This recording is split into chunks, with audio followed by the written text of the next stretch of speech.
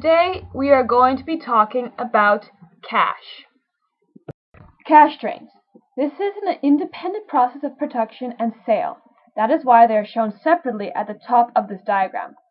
Like its name, cash drain is when money is lost to the government by taxes, or to shareholders by the payment of dividends once or twice a year, as an example. And money is lost or drained because of major assets that are purchased. Cash injections is also an independent process of production and sales, so this is why they are also shown separately at the top of this diagram. Cash injections are when a firm takes in cash from loans, overdrafts, and profits.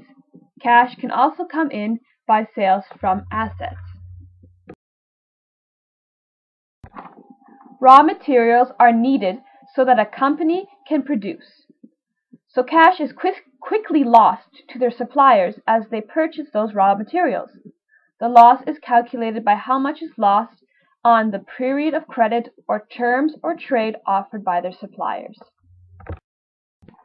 Moving on through the major cash cycle, we see wage and production costs, where cost is further lost to pay for internal needs such as workers, production costs, and the spending out of goods to the customers, retailers, or wholesalers.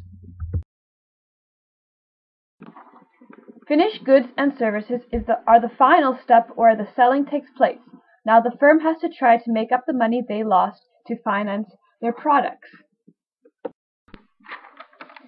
Moving on to the other side of this diagram, we see that the goods are being dispatched and costs are incurred. This means the firm's products are being slowly sold and a cash flow is coming in.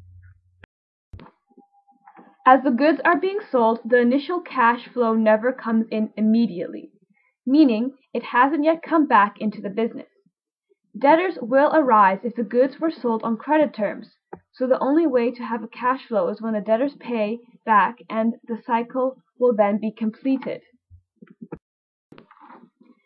It can take up to 30 days or more for debtors to pay in this situation, but when they do, cash will return to the business.